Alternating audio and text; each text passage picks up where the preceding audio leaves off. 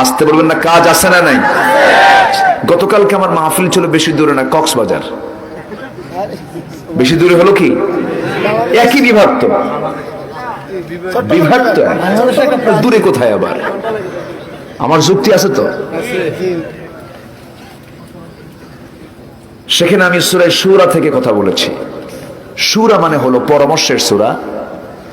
পরামর্শ করার জন্য এই দেশের 300+ সাংসদ একত্রিত হন যে জায়গায়, সেই জায়গার নাম কি? পার্লামেন্ট। সংসদের সাংসদরা যায়, ওখানে গিয়ে কি করে? পরামর্শ করে। কি করে? তাহলে পরামর্শ করার জন্য একটা সূরা আছে, সেই সূরার নাম কি? শুরা। ওয়া আমরুহুম শুরা বাইনাহুম ওয়া শাফিরহুম ফিল আমর ফাইযা আযামতা ফাতাওয়াক্কাল আলাল্লাহ। তাহলে কোরআনে কারীমের ভিতরে একটা স্পষ্ট বিষয় হয়ে গেল যে কোরআনে কারীমের ভিতরে সংসদ নামে একটা সূরা আছে। আছে না নাই? আজকে যে সূরা থেকে কথা বলছি সেই সূরার নাম হলো সূরাতুস সফ। সফ মানে হলো সৈনিকের সারি। সৈনিকদের কি? সারিবদ্ধতা। ওয়াল মালাইকাতু সফফান সফফা। তো সারিবদ্ধতা, এখানে সৈনিকদের সারিবদ্ধতাকে বোঝানো হয়েছে। মুমিনরা কেমন ভাবে সারিবদ্ধ হবে এই কথা বোঝানো হয়েছে। তো সৈনিকরা কেমনে দাঁড়াবে? সৈনিকরা কি এমনি দাঁড়াবে না হাতে কিছু থাকবে? বলেন, সাহাবীদের হাতে কিছু ছিল?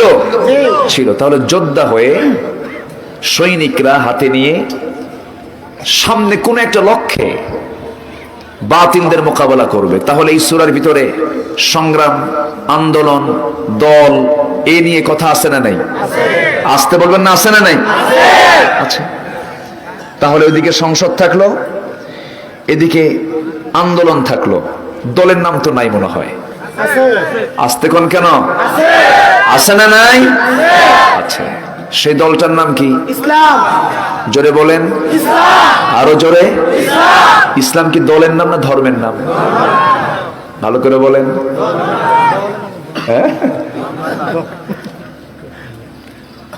জীবন ব্যবস্থা ধর্মের নাম গতানুগতিক ভাবে না। আমরা যেটা ভাবি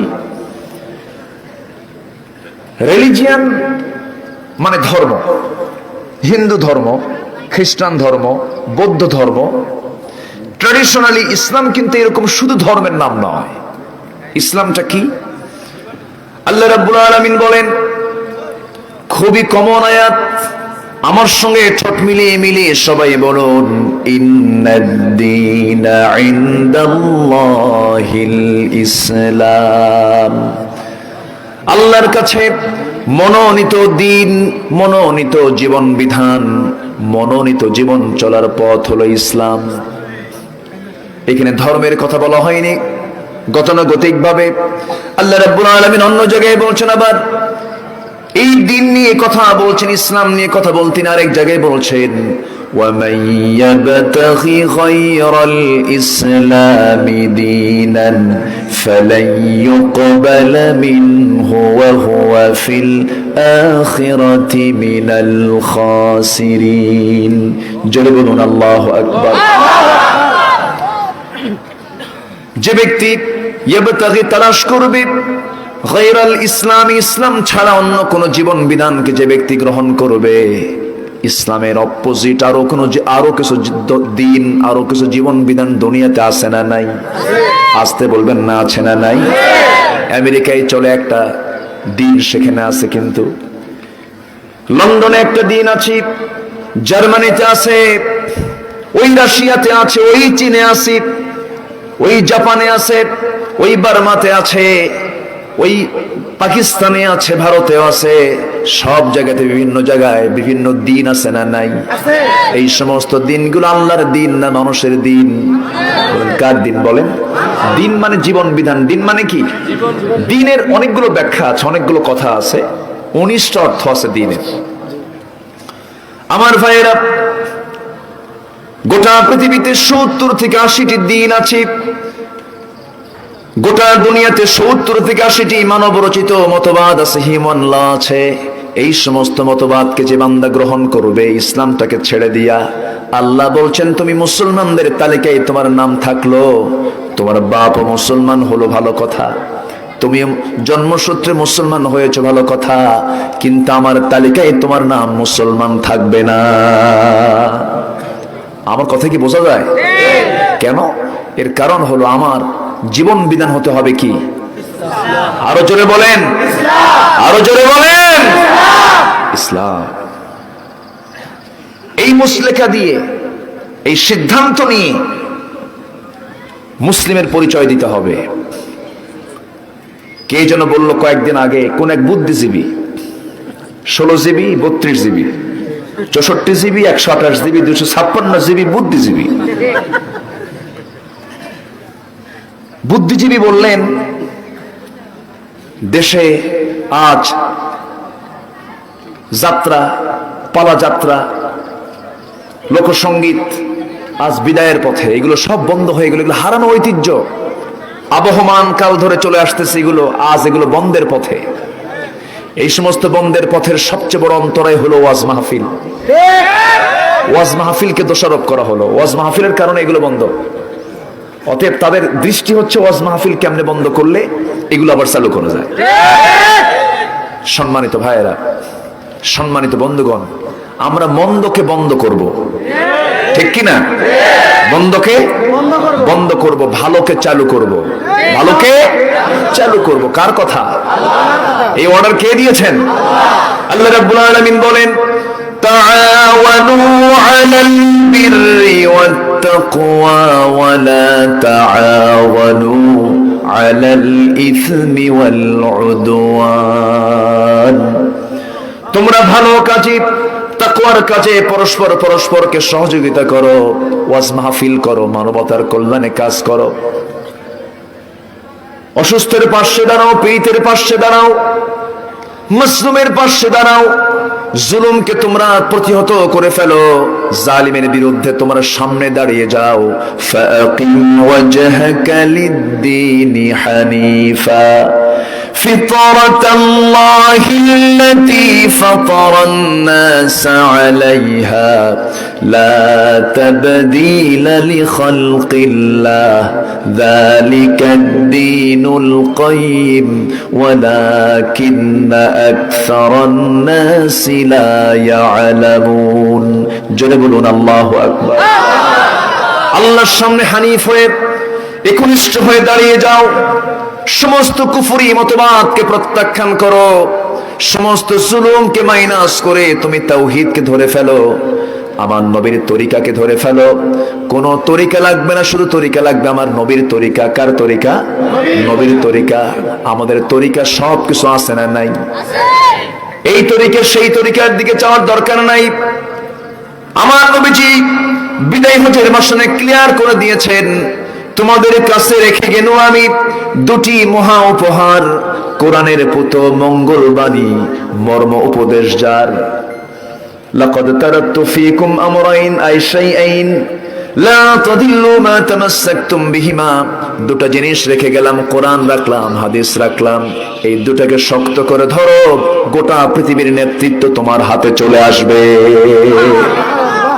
কিন্তু আজকে আমরা এই কিতাব কি ধরছি? না, আমরা ব্রিটিশ তাড়াইছি, ব্রিটিশ হটাইছি, আমরা আন্দোলন করেছি, কিন্তু ব্রিটিশের আইন শ্রদ্ধা ভরে এখনো রেখেছি না রাখি নাই? রেখেছি। সে আইনগুলো এখনো আছে না নাই? আচ্ছা, সে আইনে সব চলছে আজ। আপনি যত বড় পীর কেবলা হন না কেন, আপনি রাস্তায় হাঁটলে পরে আপনাকে বাম দিকেই হাঁটতে হবে। আপনি ডান দিকে হাঁটতে পারবেন, অথচ রাসূল বামে হেঁটেছেন না ডানে হেঁটেছেন? আপনি যত বড় পীর কেবলা হন না কেন, আপনাকে ব্যাংকে যেতেই হয়, কারবার করতেই হয়। পরোক্ষ হলেও সুদের সঙ্গে সম্পৃক্ততা গোটা জাতির আছে না নাই? আসতে বলবেন না, আছে না নাই? আছে। অতএব আপনি গুনাহমুক্ত জীবন গড়ার জন্য শুধু দরবার খুললে হবে না, শুধু মাদ্রাসা বানালে হবে না, শুধু মসজিদ বানালে হবে না। কোরআনের প্রতিটা আইনকে সমাজে কার্যকর করার জন্য আমাদেরকে পরিকল্পনা হাতে নিতে হবে। আল্লাহ কাদেরকে ভালোবাসেন? একটু আসতেছি সূরার দিকে। আল্লাহ পাক সূরা সফের মধ্যে বলে দিয়েছেন একটা শ্রেণীকে আল্লাহ পাক খুব ভালোবাসেন। টোটালি আল্লাহ তাআলা 8 শ্রেণীকে ভালোবাসার ঘোষণা দিয়েছেন। কয় শ্রেণীকে বলেন তো? 8 শ্রেণীকে। আমরা একটা একটা করে আজকে শুনবো। সবাই শুনে যাবেন না ইনশাআল্লাহ? জোরে বলি ইনশাআল্লাহ। আমি মূল আলোচনার দিকে খুব দ্রুত চলে যাচ্ছি, কারণ এক রাত তো, সময় খুব অল্প। আমাকে অল্প সময়ে বেশ কিছু কথা বলে আমাকে শেষ করতে হবে। আমাকে কি সবাই সুযোগ দিবেন? কারো কোনো কষ্ট হচ্ছে না তো? জোরে বলি ইনশাআল্লাহ। সম্মানিত ভাইয়েরা, সম্মানিত বন্ধুগণ, আমার আগের মেহমান অনেক সুন্দর কথা বলেছেন। আমরা যখন কথা বলতে নেই, ওঁত পেতে থাকে একটা গোষ্ঠী, আমাদের মুখ থেকে কোন কথাগুলো বের হচ্ছে? ওঁত পেতে থাকা কিছু লোক আছে না নাই? কোন দিক থেকে কোন দিক দিয়ে জড়ানো যায়? লাভ হবে না। এদেশের শেকড়ে ইসলাম ঢুকেছে, শেকড়ে ইসলাম ঢুকেছে। ইসলামের শেকড় অনেক দূর পর্যন্ত বিস্তৃত এবং এটার শাখা প্রশাখাও বিস্তৃত। এদেশের মাটি থেকে কেউ ইসলামকে নির্মূল করতে পারবে না। সেই ইসলামের জন্য, আল্লাহর দ্বীনের জন্য সবাইকে মাঠে ময়দানে কাজ করতে রাজি আছেন? সবাইকে রাজি আছেন? একটু হাত উঁচু করে দেখান মুসলমান।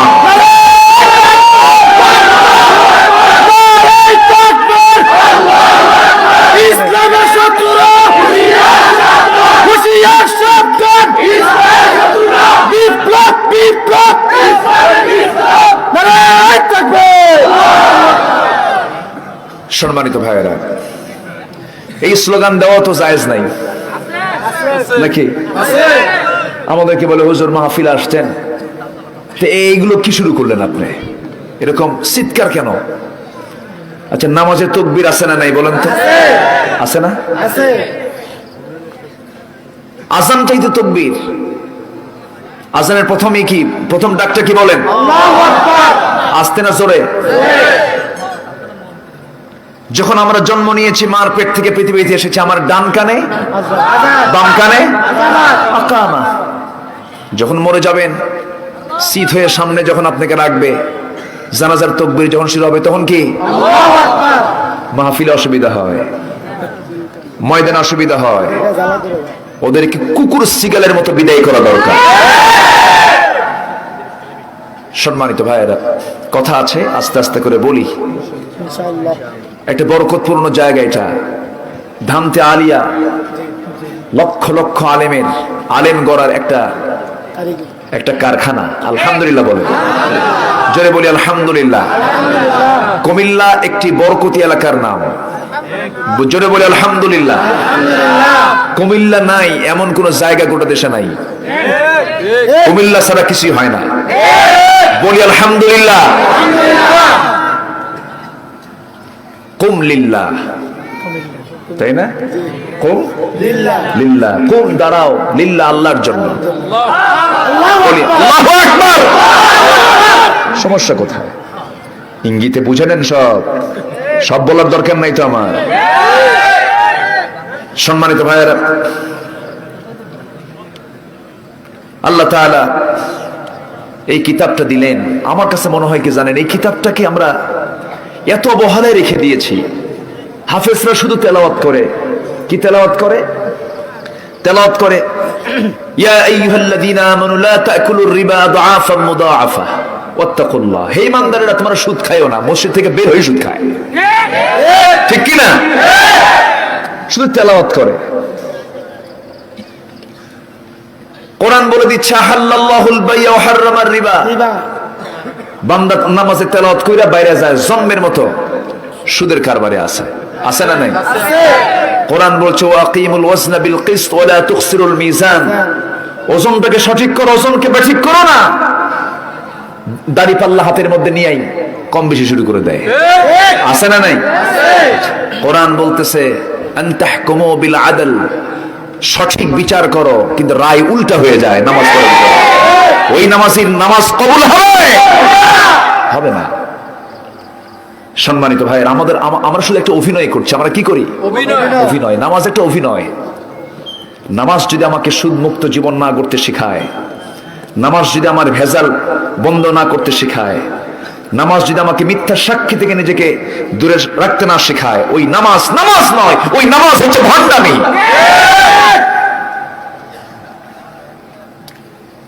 সম্মানিত ভাইয়েরা, আমরা কার ভালোবাসা পেতে চাই?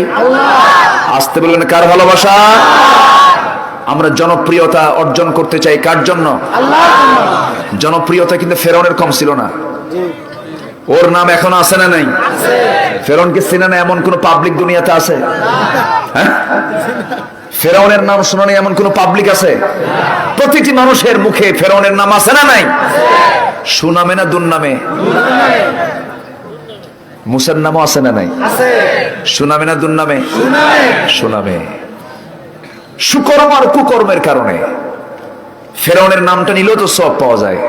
থামেন থামেন, কোরআন শরীফের আয়াত আছে, ওয়া ফিরআউনা ওয়া হামানা ওয়া জুনুদাহুমা।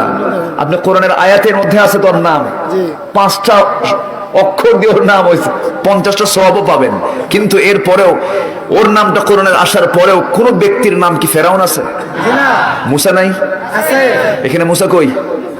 কই মুসা? হাত তোলো। এই যে একজন মুসা হাত তুলছেন। দেখি ইব্রাহিম কই? এই যে দুটো ইব্রাহিম, দেখেন বাপ দুটো বসে আছে এখানে, ওখানে দুটো ইব্রাহিম। আচ্ছা দেখি আর কি কব? ইউনুস কই? ইউনুস, ওই যে ইউনুস। আচ্ছা, তারপরে ঈসা কই? ঈসা। ইসহাক কোথায়? ইসহাক ও মাদ্রাসায় আছে। একজন কইছে মাদ্রাসায় আছে। আচ্ছা ঠিক আছে। আইয়ুব কই? আইয়ুব, আইয়ুব আশেপাশে আছে, এখানে থাকে নাই? ওই যে আইয়ুব একজন আছে। আইয়ুব। দেখি ফেরাউন কে? ফেরাউন আছে? ফেরাউন আছে? নমরুদ আছে? হামান আছে? সাদ্দাদ আছে? আবু জেহেল আছে? উতবা শাইবা আছে? কিন্তু ইতিহাসে ওদের নাম আছে না নাই? সম্মানিত ভাইয়েরা, হাজী সাহেব হজ করে আসছে। জনগণ বলতেছে, হাজী সাহেব আপনার যে নাম এবার ফুটছে, চতুর্দিকে আপনার সুনাম, আপনি হাজী মানুষ হজ করে আসছেন, এবার আপনার নামটা চতুর্দিকে, আপনার নাম শুধু সব জায়গায়, হাজী সাহেব খুব ভালো মানুষ, এবার হজ করে আসছে, তবে এবার আপনার নাম যতটুকু ফুটছে, চতুর্দিকে ছড়িয়ে পড়েছে, এর চাইতে বেশি নামটা ছড়িয়ে পড়ছিল যে বছর আপনার বউ অন্যের সঙ্গে বের হয়ে গেছিল। কি কথা কি বুঝতে পারতেছেন? তাহলে জনপ্রিয়তা কিন্তু দুভাবে হয়, একটা হলো সুকর্মে, আর এটা কি? কুকর্মে। আমরা জনপ্রিয় হতে চাই ভালো কাজে না মন্দ কাজে? জোরে বলি ইনশাআল্লাহ, আর জোরে বলি ইনশাআল্লাহ। ভালো কাজ করে যাব, ভালো কাজের প্রাপ্তি কে দিবেন? পৃথিবীতে না পেলেও আমাকে দেবেন কে? আল্লাহ। আমার ভাইয়েরা, আল্লাহ রাব্বুল আলামিন সূরা সাফের শুরুর দিকে আল্লাহ রাব্বুল আলামিন সুন্দর করে তার নিজের পরিচয়টা আগে তুলে ধরছেন, তিনি কেমন, তিনি কে। আল্লাহ রাব্বুল আলামিন বলছেন, সাব্বাহা লিল্লাহি মা ফিস সামাওয়াতি ওয়া মা ফিল আরদ ওয়া হুয়াল আজিজুল হাকীম। ইয়া আইয়ুহাল্লাযীনা আমানু লিমা তাকুলুনা মা লা তাফআলুন। জোরে বলুন আল্লাহু আকবার। সকল পবিত্রতা সেই মহান নবীর জন্য, যিনি আসমান বানিয়েছেন, যিনি জমিন বানিয়েছেন। সকল আসমানের মালিককে? আসমানকে একটা না সাতটা? একটা না সাতটা? সাতটা আসমান বানালেন কে? সাবআ সামাওয়াতের মালিককে? আল্লাহ রাব্বুল আলামিন বলছেন, এই জমিনের মালিক আমি, এই জমিনের ভিতরে যা কিছু আছে সব আমি বানিয়েছি। তোমার চোখের সামনে যা পড়ে এবং তোমার চোখের আড়ালে যা কিছু আছে সব আমি আল্লাহ রাব্বুল আলামিন বানিয়েছি। এই যে আমি তোমাকে জানিয়ে দিলাম আমি কেমন, আমার ক্ষমতা কেমন। ও বান্দা, শেষ আয়াতের, এই আয়াতের শেষ দুটি শব্দ তিনি প্রয়োগ করে পুরোটাই পরিচয় দিয়ে দিলেন। তিনি বলছেন, ওয়া হুয়াল আজিজুল হাকীম। তিনি হচ্ছেন মহা পরাক্রমশালী, মহাবিজ্ঞানময়। তার চাইতে বড় হাকিম, তার চাইতে বড় বিজ্ঞানী, তার চাইতে বড় জ্ঞানী, তার চাইতে বড় ক্ষমতাবান পৃথিবীর কেউ থাকতে পারে? আসতে বলবে না থাকতে পারে? থাকতে পারে না। আকাশকে বানিয়েছেন, খুঁটি কয়টা? আসতে কোন খুঁটি কয়টা? আর এখানে তাবু বানাইছে আমরা, খুঁটি করে দেখেন কতগুলো, অনেকগুলো খুঁটি, অভাব নাই। আল্লাহ বানালেন, আল্লাহ রাব্বুল আলামিন এত সুন্দর একটি ছাদ বানায় দিলেন, বিগাইরি আমাদিন তারাউনাহা, তুমি কি দেখো না খুঁটিবিহীন ছাদ কেমন করে বানালাম, এবং আকাশটাকে সুসজ্জিত করলাম অসংখ্য তারকারাজি দিয়া। ও বান্দা তুমি কি একটু দেখো না? আল্লাহ রাব্বুল আলামিন বলেন সুন্দর করে সূরা মুলকের ভিতরে সুন্দর করে আকাশ সুসজ্জিত করার কথা জানিয়ে দিয়ে বলছেন, ওয়ালাকাদ যায়্যানাস সামাআদ দুনিয়া বিমাসাবিহা ওয়া জাআলনাহা রুজুমান লিশ-শায়াতিন ওয়া আ'তাদনা লাহুম আযাবাস সাঈর। জোরে বলুন আল্লাহু আকবার। আমি আল্লাহ রাব্বুল আলামিন আসমানকে সুসজ্জিত করেছি বিমাসাবিহ, অসংখ্য তারকারাজি দিয়ে। একটা দুইটা তারকারাজি নয়, একটা দুইটা তারকা নয়, অসংখ্য তারকা। সেই তারকাগুলো এত বড়, আকারে এত বড় যে, এবং সেই তারকাগুলো এত দূরে আল্লাহ রাব্বুল আলামিন মহাশূন্যে সেট করেছেন। কিছু কিছু তারকার আলো এই পৃথিবীর জমিন আজ পর্যন্ত স্পর্শ করে নাই। এই বিশাল মহাশূন্যের মালিক কে? এই মহাশূন্য কত বড়, আমার আল্লাহ আরো কত বড়। জোরে বলি সুবহানাল্লাহ। দূর দিগন্তের মালিক কে? কত প্রাণীকুল আছে, সমস্ত প্রাণীগুলোকে আমার আল্লাহ নিজেই চালান। কোন প্রাণীর খাবারের কোনো অভাব নাই, কিন্তু মানুষের মধ্যে অভাব আছে না নাই? সংকট আছে না নাই? অথচ মানুষের সংখ্যা বেশি না অন্য প্রাণীদের সংখ্যা বেশি? অন্য প্রাণীর সংখ্যাই তো বেশি। সমুদ্রের দিকে তাকান, আল্লাহ রাব্বুল আলামিন 7টা যে সমুদ্র দিয়েছেন, সাবাতু আবহুর, এই যে 7টা সমুদ্রের এই বিশাল একটি অংশ, স্থলভাগ আর কতটুকু, তার চাইতে জলভাগটাই বড়। এর মধ্যে যত প্রাণীকুল আছে, যত প্রাণী আছে, সমস্ত প্রাণীকে খাওয়ান কে? চালান কে? আল্লাহই তো চালান। একটা প্রাণী আছে তিমি, সেই তিমিটা প্রত্যেক দিন তার বাচ্চাগুলোকে প্রত্যেক দিন 50 থেকে 60 মণ দুধ পান করায়। একটু আসতে বলি সুবহানাল্লাহ। দুধ মনে হয় কম হয়ে গেছে নাকি? হ্যাঁ, একটা প্রাণী তিমি তার বাচ্চাকে প্রত্যেক দিন 50 থেকে 60 মণ দুধ পান করাচ্ছে। এগুলো খাবারগুলো কে যোগান দেন? আসতে বলবেন না, কে যোগান দেন? সেখানে কোনো খাদ্য নিয়ে আন্দোলন আছে? কোনো সংকট আছে? কোনো মিছিল আছে? কিচ্ছু নাই। এই পৃথিবীতে মানুষ ছাড়া কোনো প্রাণীর খাদ্যের গুদাম নাই, শুধু পিঁপড়া। এই পিঁপড়া ছাড়া পৃথিবীর কোনো প্রাণী খাদ্য সঞ্চয় করে না। সকালবেলা তারা খালি পেটে ঘর থেকে বের হয়ে যায়, সন্ধ্যাবেলা তারা ভরা পেটে বাড়িতে চলে আসে। কোনো খাদ্য গুদামের প্রয়োজন হয় না, কিন্তু মানুষ খাদ্য গুদাম বানানোর পরেও খাদ্য সংকট আছে না নাই? খাদ্য সংকট আছে। সিরিয়ার মানুষগুলো না খেয়ে মারা যাচ্ছে, ইয়েমেনের মানুষগুলো কঙ্কালসার হয়ে মারা যাচ্ছে। খাবার নাই, সেখানে খাবারের সংকট হয়ে গেছে। এই খাবারের সংকট সৃষ্টি করেছেন আল্লাহ না জালিমরা? কারা কারা কারা? জালিমরা। জালিমরা এই সংকট সৃষ্টি করেছে। সম্মানিত ভাইয়েরা, আমার আল্লাহ যার যা প্রয়োজন সব চাহিদা পূরণ করেছেন, কোনো কিছু অপূর্ণ তিনি রাখেন নাই। আমার দেশেও কোনো কিছুর অভাব থাকবে না, কোনো ভয় থাকবে না, কোনো জুলুম থাকবে না। শুধু একটা সূরার ইবাদত করব আমরা। কয়টা সূরার? একটা সূরার। আমরা যে সূরাটা প্রত্যেক নামাজেই বলি, যারা পড়েন আমার সঙ্গে ঠোঁট মিলিয়ে বলেন, لإيلاف قريش إيلافهم رحلة الشتاء والصيف فليعبدوا رب هذا البيت الذي أطعمهم من جوع وآمنهم من خوف। আল্লাহ রাব্বুল আলামিন বলছেন ক্ষুধা মুক্ত, দারিদ্র মুক্ত, শোষণ মুক্ত নিরাপদ একটি জীবন যদি তুমি পেতে চাও, জনপদ যদি তুমি পেতে চাও, কারো গোলামি করো না। চোখ বন্ধ করে গোলামি মেনে নেবে কার?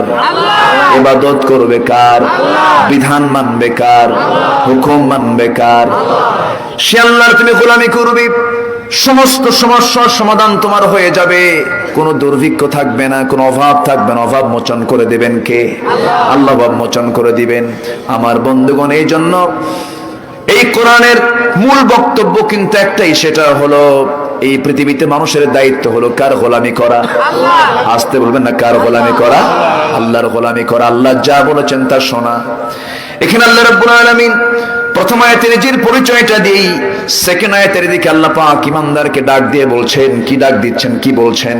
ইয়া আইয়ুহাল্লাযীনা আমানু লিমা তাকুলুনা মা লা তাফআলুন। এখানে বান্দার একটা স্বভাবের কথা বলা হয়েছে। অধিকাংশ বান্দার মধ্যে এই স্বভাবটা কাজ করে, তোমরা যা বলো তা করো না, তোমরা তা বলতে যাও কেন যা তোমরা করো না। কার কথা? আমি কি শেষ করে দেব? তো দু একজন করে উঠে যায়। হ্যাঁ, অনেক রাত হয়ে গেছে। হ্যাঁ,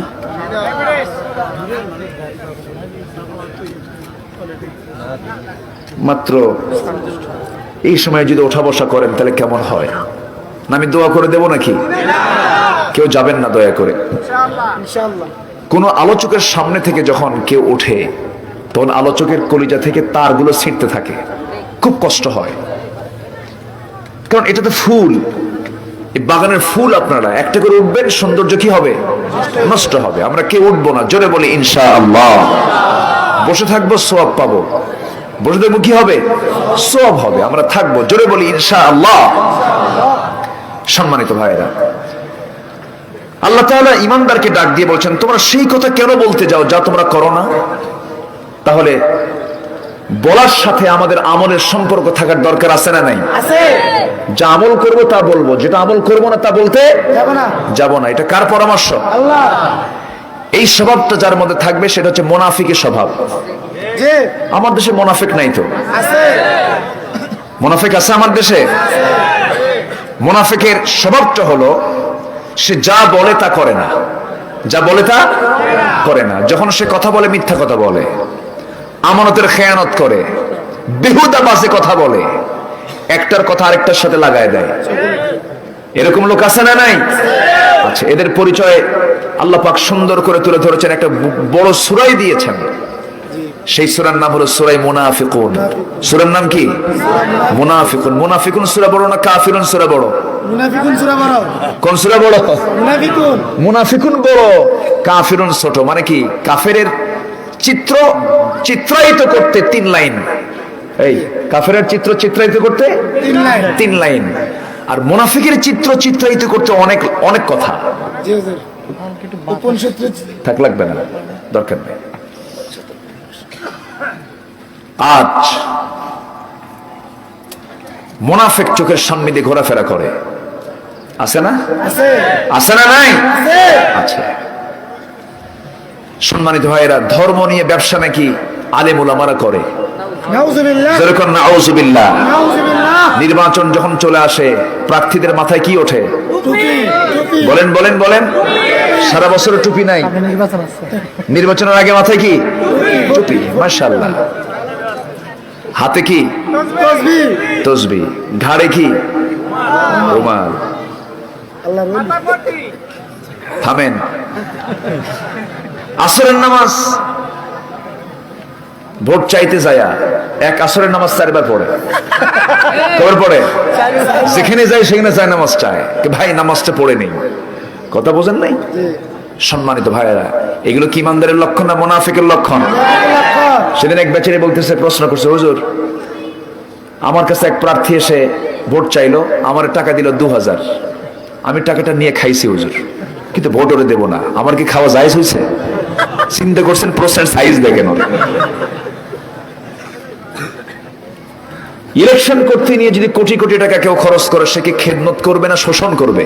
শোষণ করবে, খেদমত করবে না শোষণ করবে? শোষণ করবে। শোষণ করবে। কষ্ট পাচ্ছেন আপনারা? আমার ভাইয়েরা, কথা এবং কাজকে এক করতে হবে। যার জবান ভালো হয়ে যাবে তার ইমানটা ভালো হয়ে যাবে। যার জিহ্বা কন্ট্রোল তার ইমানটা কন্ট্রোল। ইদা আসবাহা ইবনা আদম ফাইনাল আ'দা'a কুল্লা শাইইন তাকফুরুল লিসান ইত্তাকিল্লাহা ফিনা ফাইন ইসতাকামতা ইসতাকামনা ওয়া ইন আওয়াজাজতা আওয়াজাজনা। কোন বান্দা যখন ঘুম থেকে ওঠে সকালবেলা, গোটা দেহের অঙ্গ প্রত্যঙ্গগুলো সব জড়ো হয়ে এক জায়গায় হয়ে জিহ্বার কাছে চলে আসে। জিহ্বাকে বলে, হে জিহ্বা, তুমি আল্লাহকে ভয় করো আমাদের জন্য। তুমি জিহ্বা যদি ঠিক থেকে যাও আমরা ঠিক থেকে যাব, আর তুমি জিহ্বা যদি বেঠিক হয়ে যাও আমরাও বেঠিক হয়ে যাব। কথা বলে কি দিয়া? জিহ্বা দিয়ে, লিমা তাকুলুনা, কথা বলে কি দিয়া? জিহ্বা দিয়া। জিহ্বা দিয়া। জিহ্বাটাকে কন্ট্রোল করতে হবে। যার জিহ্বা কন্ট্রোল, তার ইমানটা কন্ট্রোল হয়ে যাবে। আমার নবী অনেক জায়গায় বলেছেন, মান আযমানু লি, যে ব্যক্তি আমার জন্য জামিন হয়ে যাবে দুই চলের মধ্যস্থ বস্তু, দুই উরুর মধ্যস্থ বস্তু, গোপনাঙ্গের এবং জিহ্বার যে হেফাজত করবে, আমি রাসূল তার জন্য বেহেশতের জামিন হয়ে যাব। জোরে বলি সুবহানাল্লাহ। মুখ দিয়ে যা আসবে তাই বলা যাবে না, যা মনে হবে তাই করা যাবে না। আমার বন্ধুগণ, আমার নবীজিও কথা বলেছেন, আমার নবীজির বয়ান সাহাবায়ে কেরামরা শুনেছেন। তবে হ্যাঁ, নবীজি কথা বলেছেন, সে সমস্ত কথার সীমাবদ্ধতা ছিল, একটা সীমাকে অতিক্রম তিনি কখনো করতেন না। আবার যে কৌতুক ইসলামে নেই তাও কিন্তু না, কৌতুক আছে, তবে সেই কৌতুকের মধ্যেও শিক্ষা থাকার দরকার আছে না নাই? আমার নবীজি একদিন বয়ান করছিলেন সাহাবীদের মাঝে, হঠাৎ করে সামনে থেকে এক সাহাবী বলছেন, ইয়া রাসূলুল্লাহ, আমার কিছু ওয়াজ আপনাকে আজকে শুনতে হবে। আমার নবীজি বলেন, ঠিক আছে তুমি বলো তোমার ওয়াজটা শুনি হুজুর। আমার ওয়াজটা আর কি শোনাবো আপনাকে? জাহেলি যুগে আমি একটা মূর্তির পূজা করতাম, মূর্তিটাকে খুব ভালোবাসতাম। ওই মূর্তিটাকে নিয়ে আমি বুকে রাখতাম, পিঠে রাখতাম, মাথায় তুলে রাখতাম, এত সম্মান শ্রদ্ধা ভক্তি করতাম, বিশ্বাস করতাম।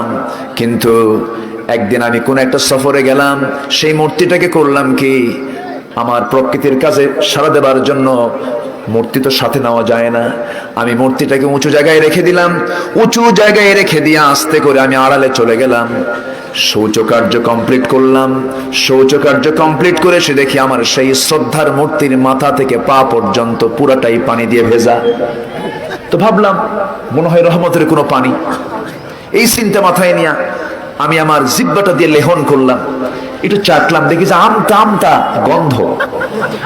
আমার নবীজি মুস্কে মুস্কে হাসি দিলেন। সুবহানাল্লাহ বলবেন না? তাহলে এর মধ্যে এই কথাগুলোর মধ্যে কিছু শিক্ষা আছে না নাই? আছে। রাসূল শুনতেছেন কথাগুলো। আমার নবীজি বললেন, তারপরে কি করলা হুজুর? এমন দুর্গন্ধ, সামনের দিকে তাকায় দেখি কুত্তা লেজ গুটায় গুটায় যাচ্ছে। তো ভাবলাম তো এই কুত্তাই তো কাম সারছে। আমার এমন রাগ উঠলো, প্রচন্ড রাগ উঠে গেল আমার, পায়ে রক্ত মাথায় চলে আসলো। চোখ বন্ধ করে সেই শ্রদ্ধার মূর্তিটাকে এক আসারে, দুনিয়া এক আসারে আমি মাটির সঙ্গে মিশায় দিলাম, চুরমার করে ফেললাম। এসে দেখি এমন রব পাইলাম, সাব্বাহা লিল্লাহি মা ফিস সামাওয়াতি ওয়া মা ফিল আরদ ওয়া হুয়াল আজিজুল হাকীম। আল্লাহু আকবার বলে। যিনি আকাশের মালিক, যিনি আকাশের মালিক তিনি আমার আল্লাহ। জোরে বলি আল্লাহু আকবার। সম্মানিত ভাইয়েরা, সে আল্লাহ বলছেন, তোমার কথাকে ঠিক করো, যেটা তুমি করো না সেটা তুমি বলতে যেও না। তোমার কথা এবং কাজকে দুই করবা না এক করবা? কথা এবং কাজকে দুই না এক? এক। যুগ যুগে সবচেয়ে বেশি ডিস্টার্ব করেছে ইসলামের জন্য মুনাফিকেরা। সেই মুনাফিকরা আজও আছে না নাই? আছে না নাই? আমার নবীর সঙ্গে কথা বলতে একরকম, আবার কাফির মুশরিক ইহুদিদের সঙ্গে গিয়ে কথা বলতে আরেক রকম, পেঁচ লাগায় দিত। বদর যুদ্ধ লাগানোর পিছনে মুনাফিকদের ষড়যন্ত্র আছে না নাই? উহুদ যুদ্ধ লাগানোর জন্য মুনাফিকদের ষড়যন্ত্র সবচেয়ে কম না সবচেয়ে বেশি? সেই মুনাফিকরা আজও আছে। সম্মানিত ভাইয়েরা, মুনাফিকরা মারাত্মক। আল্লাহ রাব্বুল আলামিন মুনাফিকদের ব্যাপারে রাসূলকে খুব কঠোর হতে বলেছেন। যাদের কথা এবং কাজ এক হবে না, ওই সমস্ত মুনাফিকদের ব্যাপারে হে রাসূল আপনি কঠোর হবেন। ইয়া আইয়ুহান নাবিয়্যু জাহিদিল কুফফার ওয়াল মুনাফিকিনা ওয়াগলুয আলাইহিম ওয়া মাআওয়াহুম জাহান্নাম। হে রাসূল আপনি কাফিরদের বিরুদ্ধে, মুনাফিকদের বিরুদ্ধে জিহাদ ঘোষণা করুন। তাদের ব্যাপারে কোনো আপোষ করবেন না, খুব শক্ত হবেন তাদের ব্যাপারে। একজন কাফিরের দ্বারা যতটুকু না ক্ষতি হয়, তার চেয়ে বেশি ক্ষতি হয় মুনাফিকের দ্বারা। মুনাফিক নামাজও পড়ে, মুনাফিকের মুখে দাড়িও থাকে, মুনাফিকের চোখে সুরমাও থাকে, মুনাফিকের গায়ে সুন্দর লম্বা জুব্বাও থাকে, কিন্তু মুনাফিকি করে চেনা যায় না। আমার নবীর পিছনে নামাজ পড়েছে, মুনাফিক ছিল কি ছিল না বলেন? আসতে বলে ছিল কি ছিল না? সেই মুনাফিকের জানাজা রাসূল পড়ানোর পরও মুনাফিককে কি আল্লাহ পাক maaf করেছেন নাকি? ইস্তাগফির লাহুম আও লা তাস্তাগফির লাহুম ইন তাস্তাগফির লাহুম 70 মাররা। হে রাসূল আপনি তার জানাজা পড়ায়া করবেন কি? আপনি তার জন্য 70 বার যদি আপনি আমার কাছে maaf চান, আমি তাকে maaf করব না। কারণ মুনাফিকদের জন্য কোনো maaf নাই কার কাছে? আল্লাহর কাছে। এজন্য আমাদের জবান হবে, আমাদের জবান হবে ঈমান। জবান দিয়ে যা বলবো আমরা আল্লাহকে সাক্ষী রেখে বলবো, মান কানা ইউমিনু বিল্লাহ ওয়াল ইয়াউমিল আখির ফালইয়াকুল খায়রান আও ইয়াসমুত। যে ব্যক্তি আল্লাহর প্রতি ঈমান আনলো, পরকালকে বিশ্বাস করলো, সে যেন কোনো কথা বলতে গেলে উত্তম কথা বলে, আর না কথা থাকলে পরে চুপ থাকে। চুপ থাকলেও তার জন্য নাজাত হয়ে যাবে। আমরা কথা বলবো কম, কাজ করব বেশি, কাজ করব বেশি। আমার ভাইয়েরা, আমার বন্ধুগণ, আল্লাহ রাব্বুল আলামিনের এই দুনিয়া জুড়ে যত বান্দা আল্লাহ রাব্বুল আলামিন পাঠিয়েছেন, কিছু কিছু বান্দার ওয়াজ কোরআনে কোট করেছেন।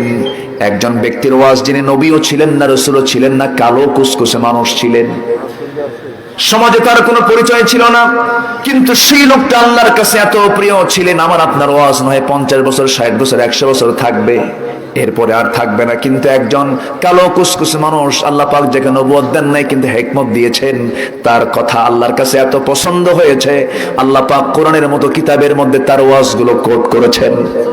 জোরে বলি সুবহানাল্লাহ, আরো জোরে বলি সুবহানাল্লাহ। সেই ওয়াজগুলো কোট করেছেন।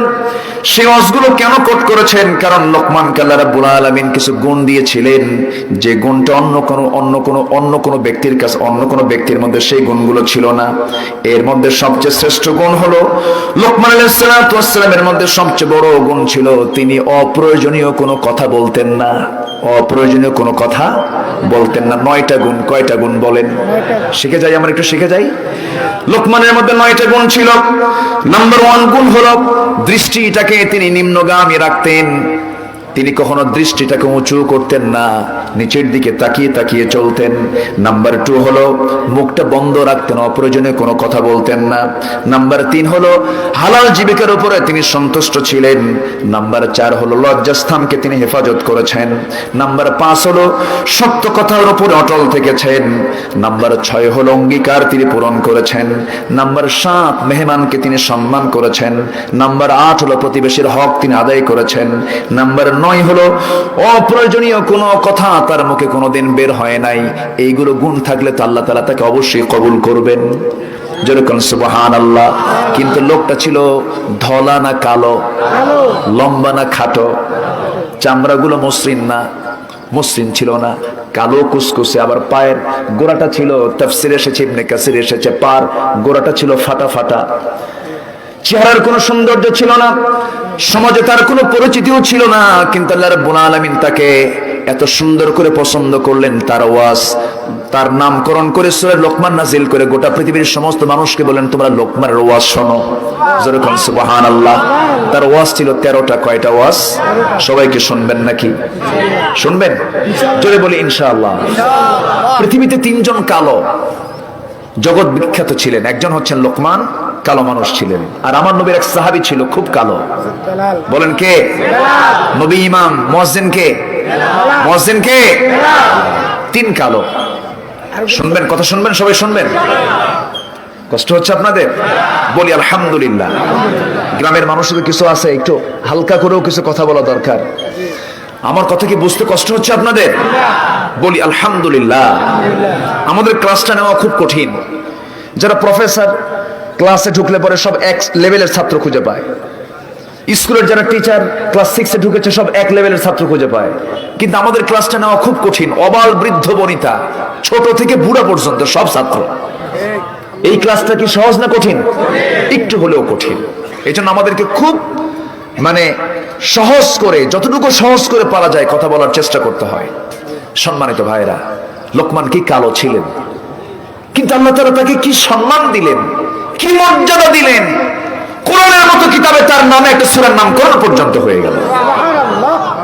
সন্তানকে নসিহত করেছেন, 13টা নসিহত করেছেন। আমরা আমাদের সন্তানদেরকে এই নসিহত গুলো করবো, জোরে বলি ইনশাআল্লাহ।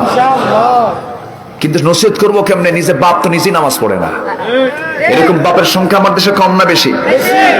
বিড়ি খাওয়া বাপ কম না বেশি? ছেলেকে বলে বাবা বিড়ি খাবি না, নিজে বিড়ি টেনে কয়, নিজে বিড়ি টেনে কয় বাবা খবরদার বিড়ি খাবি না। কিন্তু এরকম বাপ আছে না নাই? আচ্ছা, বাপ হইছেন, বাপেরও হিসাব হবে। সন্তানকে যেমন পিতামাতার সম্পর্কে প্রশ্ন করা হবে, তেমনি পিতামাতাকেও সন্তান সম্পর্কে প্রশ্ন করা হবে। সন্তান কেন বাপকে ভাত দেয় না, সন্তান কেন বাপ মাকে বৃদ্ধাশ্রমে রেখে আসে, এর পিছনেও কিছু কারণ খুঁজে বের করা দরকার। কারণ পিতামাতা ওই সন্তানকে আসল শিক্ষা দেয় নাই, ঠিক কিনা? বৃদ্ধাশ্রমে আজ গাজীপুরে গিয়েছিলাম, রাখেন এগুলো। গাজীপুরে বৃদ্ধাশ্রমে দেখলাম অনেক বুড়া মানুষ, বুড়ি মানুষ সেখানে আশ্রয় নিয়েছে। সবার সঙ্গে পরিচয় হয়ে শুনলাম তারা বলতেছে আমার ছেলে ডাক্তার, আমার ছেলে ইঞ্জিনিয়ার, বাড়ি কোথায়? একজন কয় ডিওএইচএস, আরেকজন বলে বাড়িধারা, আরেকজন বলে গুলশান। কে এই জায়গা থেকে আপনার এই জায়গায় কেন? কে বাবা আমার ছেলেপেলেরা অনেক বড়, খুব ব্যস্ত, আমাদেরকে দেখার সময় পায় না। নাউজুবিল্লাহ। যে জ্ঞানের মধ্য দিয়ে বাপ মাকে দেখার সময় পাওয়া যায় না, ওই জ্ঞান দিয়ে জান্নাত পাওয়া যাবে না মুসলমান। সকল জ্ঞান আপনি হাসিল করেন, সমস্যা নেই। আপনি ডাক্তার হন, ইঞ্জিনিয়ার হন, জজ হন, ব্যারিস্টার হন, আইনজীবী হন, লয়ার হন, যা হন না কেন, সিনার ভিতরে আগে কোরআনটা তুলে দিবেন, ঠিক কিনা? আপনার সন্তান নিয়ে কোনো টেনশন হবে না, শুধু সন্তানের হাতে শুধু একটা কিতাব তুলে দিবেন, সব ঠিক হয়ে যাবে ইনশাআল্লাহ। সম্মানিত ভাইয়েরা, সম্মানিত বন্ধুগণ, আমরা কোরআন শুনবো বেশি, গান শুনবো? হ্যাঁ, তাও গান শুনবেন। এতক্ষণ ধরে এই চিন্তা করলেন আপনারা? ইসলামিক গান শুনবেন, ইসলামিক গান। কোন অশ্লীল গানের মাঝে কোন সম্পর্ক রাখা যাবে? সম্পর্ক রাখা যাবে? যাবে না। আরেকজন ছিলেন কালো, বেলাল। বলেন তো কে? বেলাল কি পড়াশোনা করতে পেরেছেন? না। বেলাল ছিলেন গোলাম, লিখতেও পারতেন না, পড়তেও পারতেন না। ছোটবেলায় বিক্রি, বাপও গোলাম, ছেলেও গোলাম। গোলাম জাদা গোলাম, গোলাম জাদা গোলাম, মানে বাপও গোলাম, ছেলেও গোলাম। কালো কুসকুসে মানুষ, কোনো পরিচিতি নাই। কি সমস্যা? ওই যে ওনাকে ধরছেন আপনারা নাকি? কষ্ট পাচ্ছেন আপনারা? আমার দিকে তাকান, এত সুন্দর মানুষ, আমি তো আশ্চর্য হয়ে যাচ্ছে। এত ভালো মানুষ, এলাকার কোন নড়াচড়া নাই। বলি আলহামদুলিল্লাহ, জোরে বলি আলহামদুলিল্লাহ। যে কোনো বৈঠকের একটা আদব আছে না নাই বলেন তো? আদব আছে। আমি সম্পূর্ণ পুরোপুরি আদব আমি লক্ষ্য করছি আপনাদের মাঝে। আলহামদুলিল্লাহ বলেন। আদব তো মারাত্মক জিনিস। আদব যার থাকে তার ঈমান থাকে। আলহামদুলিল্লাহ বলেন। যার আদব নাই তার কি ঈমান থাকে? থাকে না। সে তো এতিম নয় যার বাপ মারা গেল। লাইসাল ইয়াতীম মান মাতা ওয়ালিদাহু ইন্নাল ইয়াতীমা ইয়াতীমাল ইলমি ওয়াল আদাবি। যার আদব নাই সে হচ্ছে প্রকৃত এতিম, আর যার আদব আছে সে হচ্ছে সবচেয়ে পৃথিবীর ধনী মানুষ। বলি আলহামদুলিল্লাহ। আমরা আদব বলা হব, জোরে বলি ইনশাআল্লাহ। কালো বেলাল, আহারে, সেই নাইজেরিয়ান মানুষ, আফ্রিকান মানুষ, বিক্রি হতে হতে চলে আসছে মক্কায়। কেউ তাকে চেনেও না তেমন। হঠাৎ করে নবীর কালিমার দাওয়াতটা পেয়ে গেছে, কালিমা পড়ছে। সঙ্গে সঙ্গে সামনে ওমাই এসে বলতেছে, আবু জেহেল বলল, বেলাল তুমি নাকি ইসলাম কবুল করেছো? আপনি আমাকে এরকম করে প্রশ্ন করেন কেন? আপনি শুনছেন, আপনি এখন দেখেন। কি দেখবো আমি? আপনি এখন দেখেন আমাকে। আশহাদু আল্লা ইলাহা ইল্লাল্লাহু ওয়াহদাহু লা শারীকা লাহু ওয়া আশহাদু আন্না মুহাম্মাদান আবদুহু ওয়া রাসূলুহু। আমি কালেমার ঘোষণা দিলাম, ও আমার মুনিব তুমিও কালেমা পড়ো। ওই দুঃসময়, ওই কঠিন ক্রাইসিস পিরিয়ডেও দাওয়াতি কাজ তিনি বন্ধ রাখলেন না, কারণ মানুষের মধ্যে সবচেয়ে গুরুত্বপূর্ণ গুণ হলো ইমানদারের। সে দাওয়াতি কাজ করবে অনিয়মিত না নিয়মিত? উদউ ইলা সাবিলি রাব্বিকা বিল হিকমাহ। দাওয়াতি কাজ করতে হবে সবার জন্য। বেলাল দাওয়াতি কাজের চান্স পেলেন, তিনি তাকে দাওয়াতি কাজ করলেন, তুমিও কালেমা পড়ো। উমাইয়া বলছে, তুই কি জানিস আমি তোর এইটার জবাব কি দিতে পারি? বেলাল মুসকে মুসকে হাসি মেরে বলেন, আমি আমার জীবনকে উৎসর্গ করে দিয়েছি ইসলামের জন্য, দ্বীনের জন্য। লোকটা কালো, লোকটা কালো মানুষ, কোনো পরিচিতি নাই তেমন, কিন্তু আল্লাহর কাছে এগুলো তো যাবে না, বাহ্যিক কোনো সুন্নাত যাবে না। ইন্না আকরামাকুম ইনদাল্লাহি আতকাকুম। আল্লাহর কাছে সেই লোকটাই সবচেয়ে বেশি দামি যে সবচেয়ে বেশি ভয় করে কাকে? আল্লাহকে ভয় করে। গণভবনের সামনে, গণভবনের ভিতরে একজন মানুষ থাকেন, গোটা দেশের প্রথম নাম্বার নাগরিক। আবার সেই গণভবন, বঙ্গভবনের সামনে একটা রাস্তার ফকির যদি সেই জায়গায় থাকে, সেই ফকিরটা যদি আল্লাহর কাছে সবচেয়ে বেশি, আল্লাহকে সবচেয়ে বেশি ভয় পায়, ওই এক নাম্বার ব্যক্তির চাইতে ফকিরটা আল্লাহর কাছে বেশি দামি। যদি বলি সুবহানাল্লাহ। আমরা সম্মান পেতে চাই কার কাছে? মর্যাদা পেতে চাই কার কাছে? আল্লাহর কাছে আমরা পেতে চাই। সাইয়েদনা বেলাল রাদিয়াল্লাহু তাআলা আনহুর কথা কে না জানেন? সেই কালো বেলালকে আল্লাহ রাব্বুল আলামিন কি সম্মান দিয়ে দিলেন। উমাইয়া তাকে ধরে নিয়া খেজুর পাতার পাকানো রশি গলার মধ্যে বেঁধে, গলার মধ্যে শক্ত করে বেঁধে জীবজন্তুর মতো টেনে হেঁচড়ে তাকে মরুতপ্ত বালুতে নিয়ে চলে গেল। তাকে চিৎ করে শোয়া রাখলো, লাফ মেরে তার বুকের উপরে গিয়ে বসলো। বেলালের মুখ থেকে কোনো কথা নাই, শুধু একটাই সূরা তিনি বারবার পড়ছেন, যারা পারেন সঙ্গে পড়ুন। কুল হুয়াল্লাহু আহাদ আল্লাহুস সামাদ লাম ইয়ালিদ ওয়া লাম ইউলাদ ওয়া লাম ইয়াকুল লাহু কুফুয়ান আহাদ। আহাদ আহাদ বারবার করে যখন বলছিলেন, উমাইয়া সহ্য হলো না। উমাইয়া করলো কি? রাগের ঠালায় মুখের মধ্যে বাম হাত ঢুকায় দিয়া জিহ্বা টান মেরে বের করে জিহ্বার ভিতরে বাবলা গাছের কাঁটা যখন ঢুকায় দিল, ফিঙ্কি দিয়ে রক্ত বের হয়ে গেল। এবার বলা হলো, বেলাল রে, জিহ্বা বন্ধ করলাম, আল্লাহর নাম নিবি কেমনে? আল্লাহর জিকির করবি কেমনে? এই কথা বলার সঙ্গে সঙ্গে বেলাল অকুত ভয় সৈনিকের মতো নখটা কোনো মতো উঁচু করে বলছেন, তুই আমার জিহ্বা বন্ধ করলে হবে কি? আমি আমার আল্লাহর নামটা আমার দিলের মধ্যে অঙ্কন করে নিয়েছি। وَأَمَّا مَنْ خَافَ مَقَامَ رَبِّهِ وَنَهَى النَّفْسَ عَنِ الْهَوَى فَإِنَّ الْجَنَّةَ هِيَ الْمَأْوَى। যার দিলের মাকামে আল্লাহর নামটা অঙ্কন হয়ে যায়, তার ঠিকানা জান্নাতে মাওয়া হয়ে যায়। বেলাল এইদিকে চরম আহত হয়ে পড়ে আছেন, মরা মরা ভাব। নবীর কানে সংবাদ চলে গেছে, আবু জেহেল তখন মক্কা চালায়। মক্কার সিটি মেয়র আবু জেহেল চতুর্দিকে সন্ত্রাসী কর্মকাণ্ড চালাচ্ছে, আমার নবীজির দাওয়াতের দিনকে বন্ধ করে দিয়েছে, দলীয় নিবন্ধনকে আউট করে দিয়েছে, সাহাবা কেরামকে যেখানেই পায় সেখানেই পিটায়। আমার নবীজি বের হতে পারছেন না। এমন সময় আমার নবীর কানে যখন চলে গেল, উমাইয়ার গোলাম বেলালকে মারতে মারতে রক্তাক্ত করে মেরে ফেলার প্রক্রিয়া শুরু হয়েছে। সঙ্গে সঙ্গে রাসূল বলছেন, আবু বকর তুমি আমার 3 বছরের ছোট, আমি তোমার ছোট্টবেলার বন্ধু। আবু বকর, আল্লাহ তোমাকে প্রচুর সম্পদের মালিক বানিয়েছেন, যত টাকা লাগে আমার বেলালকে মুক্ত করে আনো, আমার কালো বেলালকে মুক্ত করে আনো।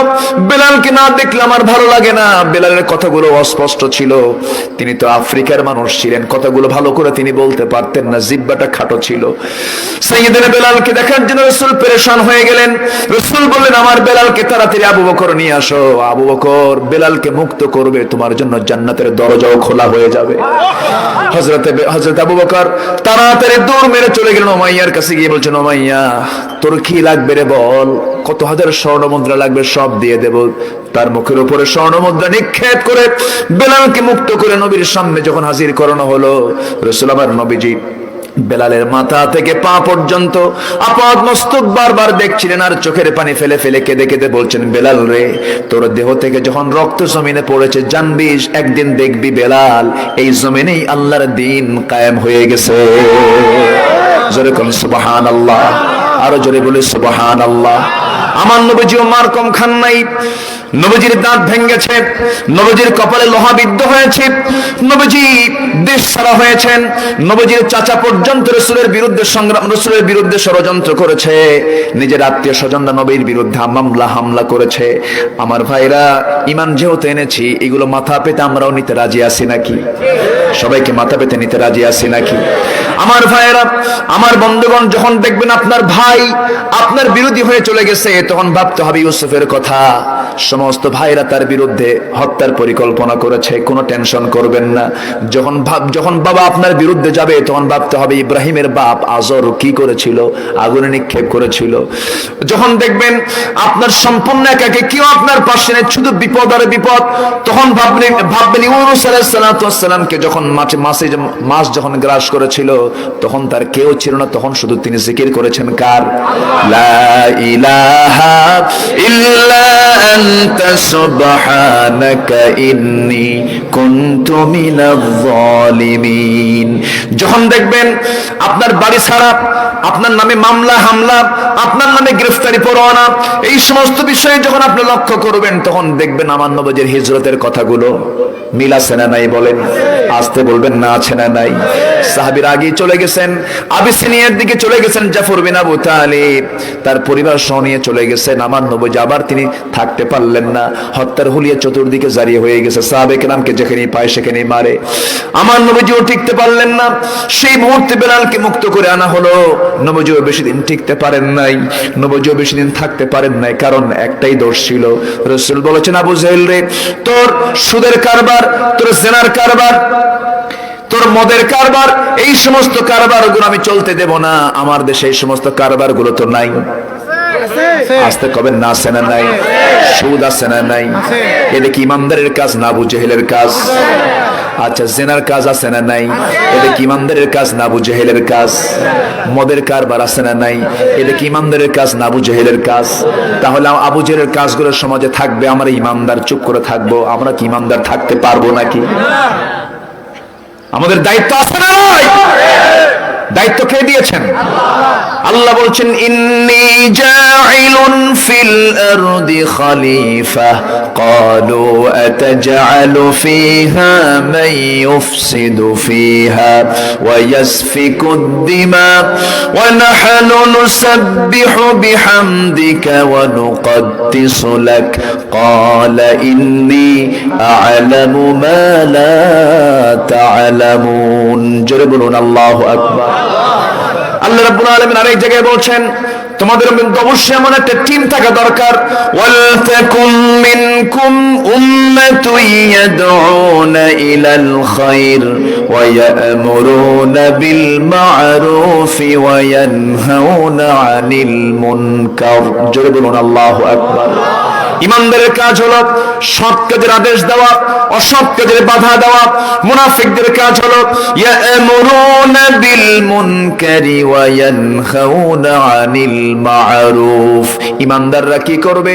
ওয়াল মুমিনুনা ওয়াল মুমিনাতু বা'দুহুম আউলিয়াউ বা'দ ইয়া'মুরুনা বিল মা'রুফি ওয়া ইয়ানহাউনা আনিল মুনকার ওয়া ইউকিমুনা الصلاة ويؤتون الزكاة ويطيعون الله ورسوله। জোরে বলুন আল্লাহু আকবার। আমার বন্ধুগণ, আমার ভাইয়েরা, তাহলে আমরা যে আয়াত থেকে আজকে আলোচনা শুনতেছি, এই আয়াতের এক নাম্বার কথা হলো তোমাদের জবানটা তোমরা ঠিক করে ফেলো, তোমরা ইমানদার হবে। জবান ঠিক না থাকলে তোমরা কি হয়ে যাবে? মুনাফিক হয়ে যাবে। কাবুরা মাকতান ইনদাল্লাহ আন তাকুলু মা লা তাফআলুন। আল্লাহর কাছে সবচেয়ে বড় অপরাধ হলো এই অপরাধ। এই কাজটা আমরা করব না। এরপর আল্লাহ রাব্বুল আলামিন 4 নম্বর আয়াতে বলছেন, সুন্দর করে বলছেন, শোনো আমার ভালোবাসার মানুষগুলো, ভালোবাসার বান্দাগুলো কারা একটু শোনো। মোট 8 শ্রেণীকে আমি আল্লাহ ভালোবাসি। কয় শ্রেণী বলেন? 8 শ্রেণী। আমি একটাও কি বলেছি নাকি? একটাও কিন্তু এই পর্যন্ত বলি না। আমরা এটা শুনে যাব, জোরে বলি ইনশাআল্লাহ।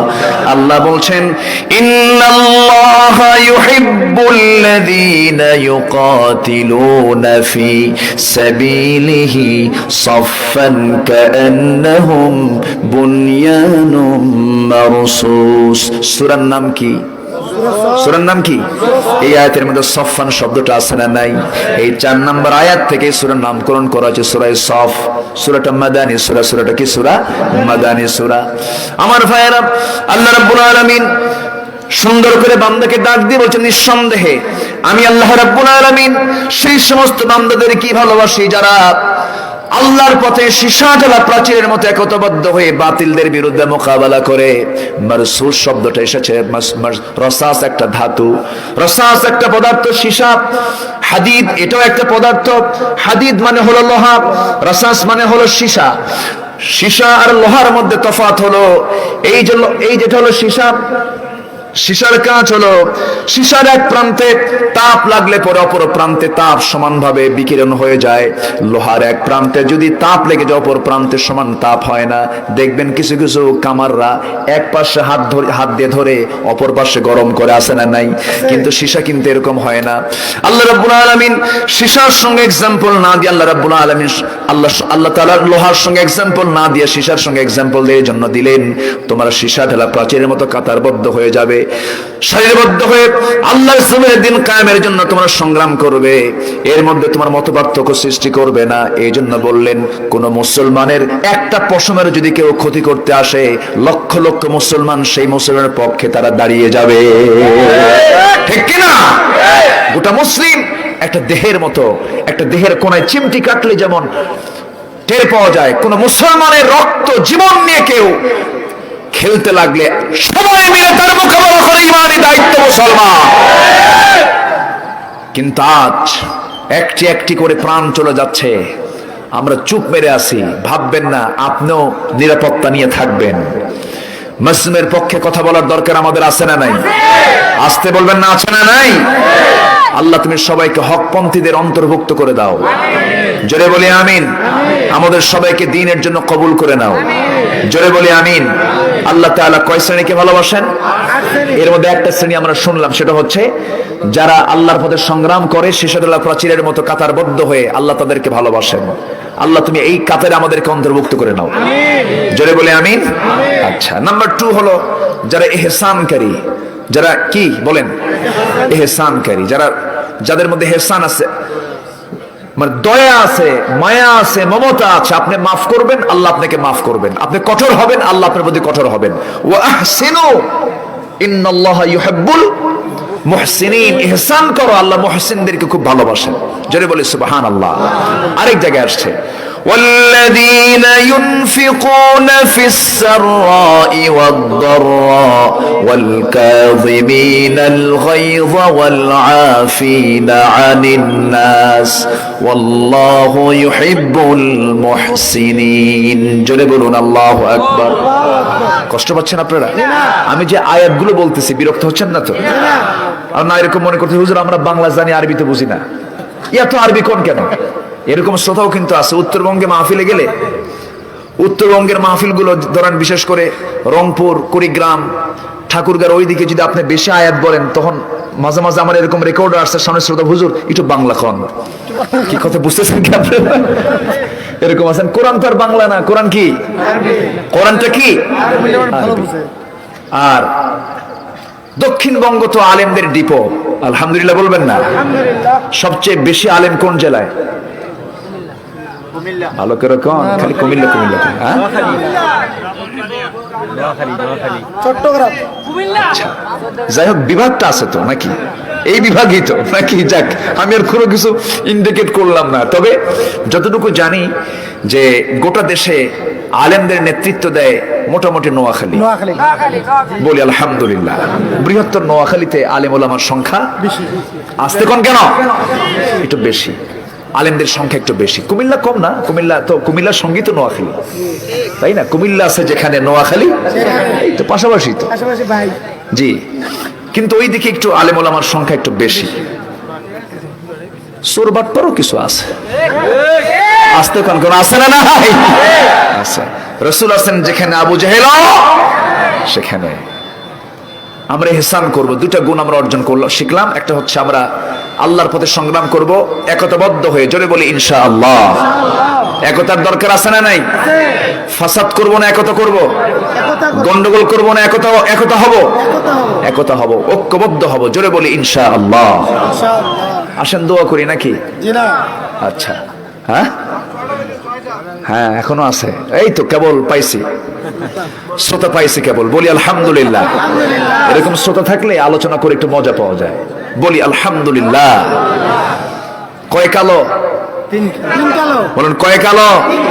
ওরকম কালো কিন্তু এখানে একটাও নাই, নাই ওরকম কালো এখানে একটাও নাই। এখানকার কালো হলো সুন্দর কালো, আলহামদুলিল্লাহ বলেন। আমার দেশের কালো মানুষগুলো এই কালো সেই কালো না, এটা কালো না ধলাও না, ফর্সাও না কালো না, এর মাঝামাঝি। এই মাঝামাঝিটা হলো কি কালার? শ্যামলা কালার, বাদামি কালার। আমার রাসূল ধলাও ছিলেন না কালো ছিলেন না, এর মাঝামাঝি ছিলেন। একটু মিল আছে তো, আলহামদুলিল্লাহ বলবেন না? জোরে বলি আলহামদুলিল্লাহ। খুব বেশি ধলা হলে বলতো বেশি ধলা, বেশি কালো হলে বলতো বেশি কালো, কিন্তু এমন কালার বলা মুশকিল এটা কি কালার? বলি আলহামদুলিল্লাহ। আমরা এর মাঝামাঝি আছি, বলি আলহামদুলিল্লাহ। নবীর চোখের মনি ছিল কালো, আমেরিকার মানুষের চোখের মনি কি? ইউরোপ আমেরিকার মানুষের চোখের মনি কি? সাদা। আমাদের চোখের মনি কি? কালো। ওদের মাথার চুল কি? সাদা লাল। আমাদের মাথার চুল কি? কালো। আমার রাসূলের চোখের মনিও কালো, আমার রাসূলের মাথার চুলও কালো, আমার নবীজির দাড়িও কালো। মিল আছে না নাই? আমাদের কিবলা কোন দিকে? আমার নবীর কিবলা পশ্চিম দিকে। আমার নবীর ঘর কাবা শরীফের পূর্ব পাশে, মানে তার কিবলাও পশ্চিম, আমাদের কিবলাও পশ্চিম। তাহলে কিবলা মিল আছে, চোখ মিল আছে, কালার মিল আছে, হাইট মিল আছে, চোখ মিল আছে, চুল মিল আছে, চরিত্র আসতে কেন? কিন্তু কালো বেলালের চেহারার মিল নাই, কালারের মিল নাই, কিন্তু চরিত্র মিল। আমরা চেহারা মিলাবো না চরিত্র মিলাবো? চরিত্র মিলাবো, জোরে বলি ইনশাআল্লাহ। আচ্ছা, কালোটা করেছেন কে? ধলাটা করেছেন কে? আমি মদিনা শরীফের সামনে, মসজিদে নববীর সামনে দাঁড়ায় আছি। বিশাল লং ফিগারের এক আফ্রিকান লোক আমার সামনে এসে দাঁড়ালো। তাদের পোশাকগুলো কেমন যেন একটা কালারের, ওরা ওদের রুচি পছন্দ, যাই হোক। নাম জিজ্ঞাসা করলাম, উনি জবাব দিলেন। আমি তো লম্বায় 6 ফিট মানুষ প্রায়, তো আমি চাই আছি এরকম কইরা। তাহলে এখন কয় ফিট বুঝতেছেন তো? হয়তো 8 ফিট হবে, 7.5 ফিট 8 ফিট হবে। আমি এইভাবে চেয়ে আছি। নাম জিজ্ঞাসা করলাম, নামের জবাব উনি দিলেন। তো আমি ওনাকে একটা প্রশ্ন করলাম, আচ্ছা ভাই, এই যে আপনি কালো, মানে সে যখন হাসি দিচ্ছে তখন শুধু দাঁত, শুধু মানে দাঁতটা শুধু বের হয়ে যাচ্ছে। তো আমি তাকে বললাম যে এই যে সামনে দিয়ে আপনার ঘোরাফেরা করতেছে মিশরি মানুষগুলো, ইরানের মানুষগুলো, তারপরে এই সৌদির মানুষগুলো, এরা এত সুন্দর, ফর্সা আমেরিকান মানুষগুলো, এত সুন্দর মানুষগুলো দেখে কি আপনাদের একটু খারাপ লাগে না যে আল্লাহ আমাদের এত কালো বানালো? তো ওনার নখটা, ওই বেচারার নখটা এত মোটা, আমার কবজি আর এর নখ, বুঝলেন? তো এরকম করে নখ উঁচু করে বলতেছে, এগুলো কোন চেহারা হলো? চেহারা তো আমার। কথা বোঝেন? আল্লাহ ওদের দৈহিক শক্তি দান করেছেন, প্রচন্ড শক্তি। আল্লাহ পাক তাদের কালো, যারা কালো হয় তাদের দেহের শক্তি কম না বেশি? বেশি। সম্মানিত ভাইয়েরা, আল্লাহ সবাইকে ভাগ ভাগ করে দিয়েছেন, কাউকে শক্তি দিয়েছেন, কাউকে চেহারা দিয়েছেন, এক একটা ভাগ ভাগ করে দিয়েছেন। এজন্য সৌন্দর্য নিয়ে কোনো অহংকার করা যাবে না। সৌন্দর্য দিয়েছেন কে? কে দিয়েছেন সৌন্দর্য? আল্লাহ দিয়েছেন। বউটা কালো, বিয়ে করছে নতুন, বউটা কালো হয়েছে, 3 দিন পর কান্দে। এই কান্দ কেন? সুমনের বউটা দেখতে এত সুন্দর, আমার বউটা কেমন হলো রে। দেখছেন, ওর নজর গেছে সুমনের বউয়ের দিকে। তাহলে ওর বউ কি কোনোদিন সুন্দর হবে? কোনোদিন সুন্দর হবে না। অন্যের বউয়ের দিকে তাকালে তো আপনার বউকে আপনি কখনো সন্তুষ্ট করতে পারবেন না। আপনার বউ নিয়ে আপনি সন্তুষ্ট থাকতে পারবেন না। অন্যের বউয়ের দিকে নয়, নিজের বউয়ের দিকে নজর দাও মুসলমান। আজকে পরকীয়ার করাল গ্রাস সমাজকে শেষ করে দিচ্ছে, ঠিক কিনা?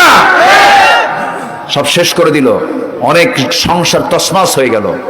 পরকীয়া করতে গিয়ে বাবা হয়ে নিজের ছেলে সন্তানকে হত্যা পর্যন্ত করছে। পরকীয়া করতে গিয়ে নিজের মা হয়ে নিজের সন্তানকে হত্যা করছে। এমন রেকর্ড আছে না নাই? কেন জানেন? এগুলোর মূল কারণ হলো আজকে সমাজের যে সংস্কৃতিগুলো, সেই সংস্কৃতির সাথে ইসলামের কোনো সম্পর্ক আছে? নাটক, সিনেমা, থিয়েটারগুলো এগুলোকে উস্কায় দিচ্ছে, এগুলোকে প্রমোট করছে। এগুলো বাড়াও, জেনা বাড়াও, ব্যভিচার বাড়াও, ওকাম কুকাম বাড়াও। সম্মানিত ভাইয়েরা, বিশেষ করে মোবাইল, খুব সাবধান। অ্যান্ড্রয়েড সেটের ব্যাপারে আমি জাস্ট আমার যেটা চিন্তা সেটা হলো, একটা অপরিপক্ক ছেলের হাতে এত বড় একটা মোবাইল দেওয়া মানে তার পাশে একটা যুবতী মেয়েকে বসায় রাখা। একটা অপরিপক্ক নারীর কাছে একটা বড় সেট দেওয়া মানে একটা যুবককে তার পাশে বসায় দেওয়া। আমি এটাই ভাববো। শিশুর হাতে যদি আপনি চাকু আর ফল তুলে দিয়ে বলেন, শিশু চাকু দিয়ে ফল কাটো, ওকে ফল কাটবে না হাত কাটবে? হাত কাটবে। এজন্য এই ক্ষেত্রে পারিবারিক শাসনের দরকার আছে না নাই? আসতে বলবেন না, আছে না নাই? আপনি প্রবাসে থাকেন, আপনার বউকে অ্যান্ড্রয়েড সেট কিনে দেওয়ার দরকার নাই। আপনার ওইরকম কি বলে ওই ভিডিও কল দেওয়ার দরকার নাই। আপনার ভিডিও কলে তো আপনি সরাসরি বউকে পাচ্ছেন না, কি দরকার?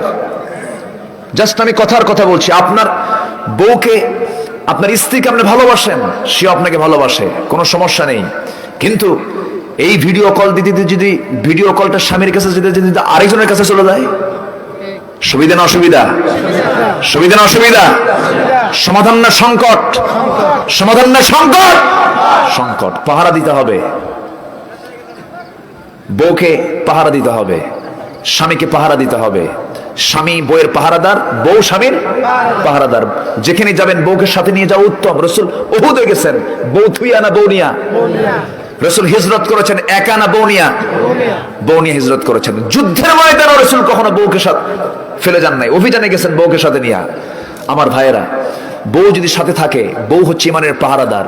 কেমনে দেখেন, পাশে বউ আছে, আপনি সামনে হাঁটতেছেন, কোন একটা পরনারী যদি সামনে পড়ে, আপনি কি তাকাতে পারবেন? আসতে কোন কেন তাকাতে পারবেন? যদি একবার নজর যায়, আধা মিনিট 30 সেকেন্ড তাকাইছেন, আর এই দৃশ্য যদি আপনার বউ দেখতে পায়, হয়তো সেই সময় কিছু বলবে না। কিছু সন্ধ্যার সময় তো ডাক দিচ্ছেন, সুইটি এদিকে আস, তোমার সুইটি, ঠিক আছে, ঠিক কিনা? ভয় খেয়েছেন নাকি? আমি কি অবাস্তব কিছু বলতেছি? এজন্য হুন্না লিবাসুল লাকুম ওয়া আনতুম লিবাসুল লাহুন্না। সে তোমার পোশাক, সে তোমার পোশাক, তুমি তার পোশাক। জোরে বলে সুবহানাল্লাহ। মিলেমিশে থাকো, সাথে সাথে থাকো, অঙ্গাঙ্গী হয়ে থাকো। আল্লাহু আকবার বলেন। সম্মানিত ভাইয়েরা, আবার কিছু কিছু মহিলা আছে একটু সুন্দরী, স্বামীটি একটু কালো, খুব বড়াই করে। এরকম মহিলা মনে হয় দেবীদারে নাই? আছে, দেবীদারে আছে। বউটা খুব সুন্দর, স্বামীটা কালো হয়ে গেছে, খুব দামাক দেখায়। কিছু হইলে গন্ডগোল লাগলি বলে, শোনো তোমার চেহারা দেখো তো, আয়নায় মুখ দেখো তো, তোমার সঙ্গে যে আমার সংসার হয়েছে তোমার 14 গোষ্ঠীর কপাল, কি একটা খোঁটা মেরে দিল। এরকম মহিলা তো আছে না? এরকম মহিলা আছে? এগুলো করা যাবে না মা। 3 জন কালো, কয়জন কালো? আরেকজন কালো সাহাবী, আমার নবীজির সাহাবী ছিলেন, খুব কালো, খুব ঘন কালো ছিলেন। থামেন, ওটা পরে বলতেছি। প্রসঙ্গ যখন এখানে আসলো, সেই সাহাবীটা রাসূলের সামনে গিয়ে বললেন, হুজুর আমার কি বিয়ে হবে না? রাসূল বললেন, কেন? এত মেয়ে দেখলাম, আমার কপাল মন্দ, আমার বিয়ে নাই। রাসূল বললেন, কে বলেছে তোমার বিয়ে হবে না? অবশ্যই বিয়ে হবে, আমি তোমার দায়িত্ব নিলাম, যাও। সাহাবী দারুণ খুশি, হুজুর সত্যি কি বিয়ে হবে? হ্যাঁ বিয়ে হবে। কার সাথে? সুন্দরী একটা মেয়ের সঙ্গে তোমার বিয়ে হবে। কার মেয়ে? ইবনে ওহাবের মেয়ে। হুজুর সত্যি কি বিয়ে হবে? অবশ্যই বিয়ে হবে। আমার নবীজি বিয়ের দায়িত্ব নিয়েছেন, জোরে কোন সুবহানাল্লাহ। এখন কিছু কিছু লোক বিয়ের দায়িত্ব নেয়, ঘটক আছে না নাই? হাসা কথা না মিছা কথা? বলেন বলেন, হাসা না মিছা? আমার ছেলে তো বিয়ে করার জন্য এক পায়ে খাড়া, মানে ঠ্যাং একটা নাই, কথা বোঝেন নাই? আর মেয়ে তো বিয়ে বসার জন্য একদম কথাই কয় না, মানে বোবা। এরকম মিথ্যা কথা বলে ঘটকি করে, এরকম আছে না নাই? লিমা তাকুলুনা মা লা তাফআলুন, এগুলো করা যাবে না। রাসূল তো ঘটক ছিলেন। আমার নবীজি বলেন যাও। সাহাবী বলেন ইয়া রাসূলুল্লাহ, আপনি আমাকে একটু দলিল করে দেন, একটা চিঠি প্রস্তুত করে দেন। চিঠিখানা সুন্দর করে ভাঁজ করে নিয়ে মেয়ের বাবার সামনে গিয়ে এই কালো সাহাবী গিয়ে বলতেছে, এই মেয়ের বাপ, এই যে চিঠিখানা পড়ো, তাড়াতাড়ি ব্যবস্থা করো। আল্লাহু আকবার বলবেন না? সাহাবী চিঠিখানা খুলেই দেখে যে রাসূলের পক্ষ থেকে চিঠিখানা এসেছে। খুব খুশি হলেন, রাসূল আমার মেয়েকে নিয়ে চিন্তা করেন। খুব খুশি হলেন। খুব খুশি হয়ে বলছেন, শোনো আমার রাসূলের সাহাবী, তুমি তো কালো মানুষ, আমি তো আমার মেয়েকে তোমার সঙ্গে বিয়ে দিতে প্রস্তুত, যেহেতু রাসূল প্রস্তাব দিয়েছেন। কিন্তু বিয়ের ব্যাপারে সিদ্ধান্ত হলো, মেয়ে যদি রাজি না হয় কিছুই করার নাই। আমার মেয়ের যদি পছন্দ হয় বিয়েটা হয়ে যাবে। এই অধিকার নারীকে কে দিয়েছেন? আল্লাহ দিয়েছেন। জোর করে কোনো সিদ্ধান্ত দেওয়া যাবে না। আমার মেয়ে যদি রাজি হয়ে যায় বিয়ে হয়ে যাবে। আমার বিশ্বাস আমার মেয়ে আমার কথার বাইরে যাবে না। আমার বিশ্বাস, আমি তার বাবা হয়ে বলছি, আমার মেয়েটা আমার কথার বাইরে কখনো যাবে না। এমন মেয়ে সন্তান দেখুন বাংলার ঘরে ঘরে আছে। হ্যাঁ, ঘরে ঘরে আছে নাকি?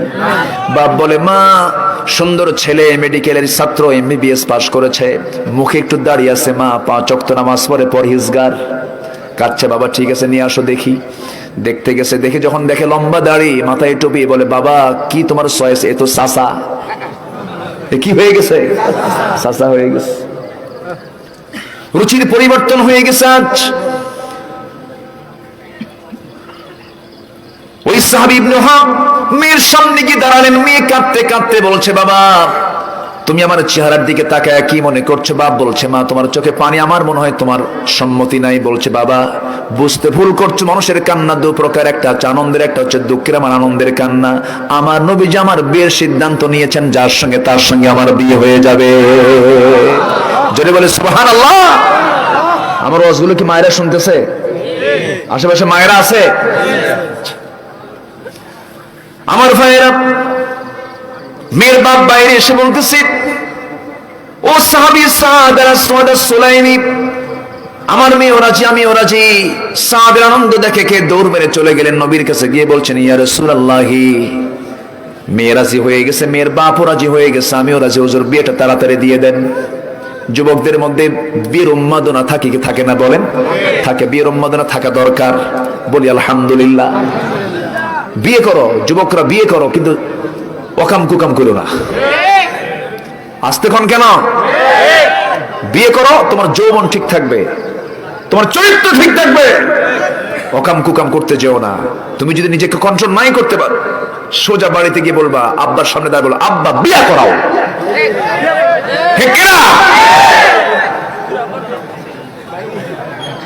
যুবকরা খুব খুশি, হুজুর আপনি ভালো হুজুর। বাস্তব তো। আজকে যুবকরা বিয়ে করতে চায় না, আছে না নাই? আছে না নাই? বিয়ে করতে চায় না। বিয়ে করার দরকার নাই তো। বিয়ে ছাড়াই তো দুষ্টামি হয়, আছে না নাই? এগুলো করা যাবে না।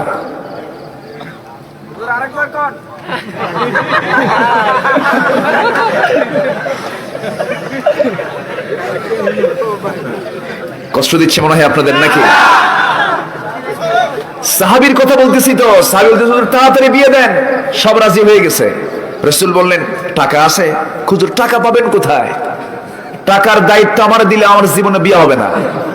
তাহলে বিয়ে করবা কেমনে? হুজুর সব দায়িত্ব যখন আপনি নিলেন, আপনি বিয়েটা দেন, আপনি টাকাটা দেন। আমার নবীজি বললেন, ঠিক আছে সাহাবী তুমি একটু থামো, আমি চিন্তা করি। ধনী সাহাবী দুজনকে খুঁজলেন। একটা জামাই আছে নবীজির, কে? কে বলেন? ধনী জামাই কে? গরিব জামাই কে? দেখেন নবীজির জামাই কিন্তু দুটো ছিল, একটা গরিব আর এটা কি? আর আমরা শুধু কি খুঁজি? কি খুঁজি আমরা? ধনীর দিকে দৌড় মারি, গরিবের কোনো খবর নাই।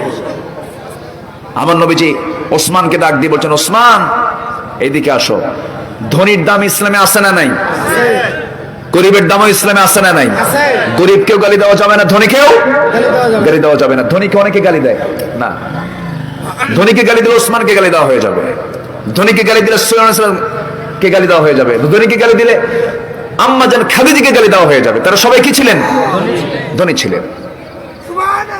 এই হঠাৎ করে আবার কি শুরু হলো?